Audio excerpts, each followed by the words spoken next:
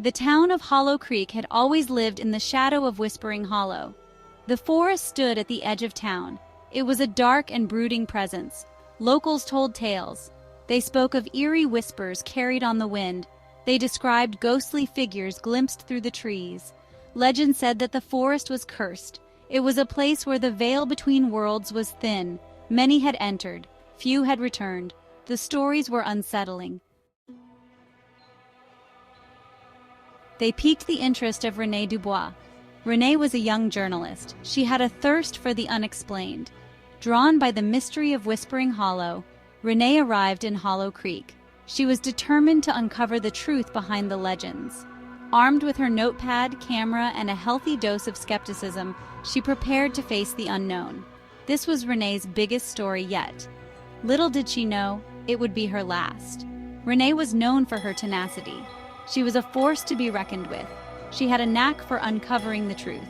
She had a nose for a good story. Renée had heard all the warnings about Whispering Hollow.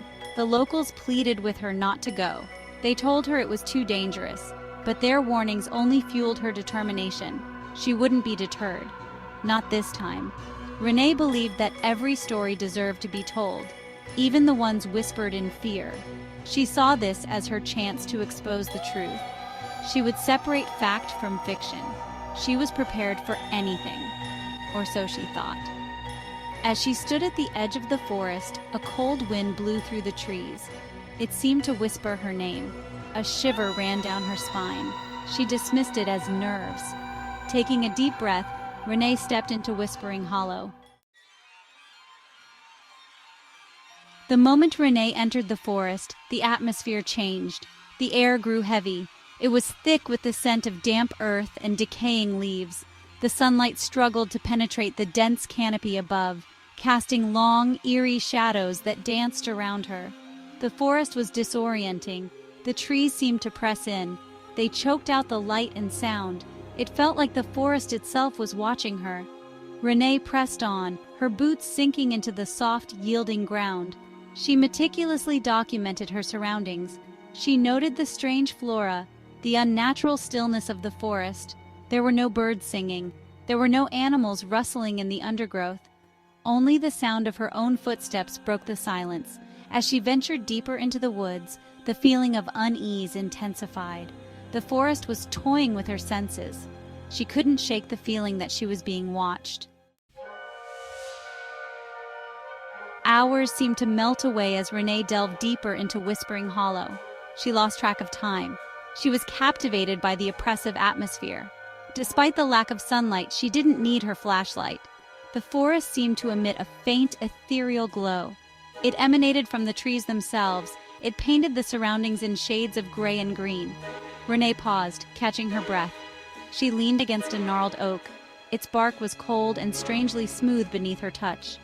As she rested, she noticed something peculiar. Carved into the trunk of the oak was a symbol. It was a spiral etched deep into the wood. It seemed ancient. The spiral seemed to pulsate faintly. It was as if it had a life of its own. Renée traced the symbol with her fingers. A cold dread washed over her. This forest was more than just trees. It was something ancient. It was something evil. Continuing her trek, Renée started to hear the whispers. They were faint at first, almost indistinguishable from the rustling leaves, but as she journeyed deeper, they grew louder. They were closer. The whispers seemed to come from everywhere and nowhere at once. They spoke her name. They mocked her. They warned her to turn back. Renée pressed on, her hand hovering over the pepper spray on her belt. Though her rational mind told her it was just the wind, the whispers sent chills down her spine. They were unnerving. They were relentless. They seemed to slither into her mind, planting seeds of doubt and fear. The forest was alive. It was trying to communicate with her. But what was it trying to say? Section 6. Encounters in the Mist. As dusk began to settle, a thick mist rolled in, blanketing the forest floor. Visibility dropped to mere feet. The whispers intensified, swirling around Renée like phantoms. The temperature plummeted. Renée could feel the chill seep into her bones. She was losing feeling in her fingers. It was getting difficult to hold her pen and notepad. Through the mist, Renee saw them, figures tall and gaunt, their forms shifting and wavering like flames. They were translucent, their eyes glowed with an eerie light. They surrounded her, their hollow whispers echoing in her ears. They were the lost souls of Whispering Hollow, trapped for eternity. They were drawn to her life force, her warmth. Renee trembled, fear gripping her heart. She was surrounded. Section 7. The Gathering Shadows. Renee knew she had to escape. She turned to run, her heart pounding in her chest. The whispers followed her, urging her onward. They wanted her to join them. They yearned for her company. She could feel their cold, ethereal presence closing in. The ground seemed to shift beneath her feet. The trees reached out with skeletal branches trying to ensnare her. Panic surged through her. She stumbled, her ankle twisting beneath her. A sharp pain shot up her leg. She cried out, falling to the cold, damp ground. Tears streamed down her face. She was alone. She was lost. She had been consumed by Whispering Hollow. Section 8. The Last Transmission. Desperate, Renee fumbled for her phone. The battery icon blinked weakly. She had 1 bar left. With trembling fingers, she activated her voice recorder. This was her last hope, her final message to the world. Her voice trembled as she spoke into the phone, recounting the horrors she had witnessed. She described the whispers, the figures, the overwhelming sense of dread that had overtaken her. Don't ever come here," she whispered, her voice hoarse with terror. "This place, it's real. The whispers, they're real." A cold hand closed over her wrist. Renee gasped, dropping the phone. The screen went dark. The last thing she heard was the whisper, close to her ear, cold and triumphant. "You're one of us now," it hissed.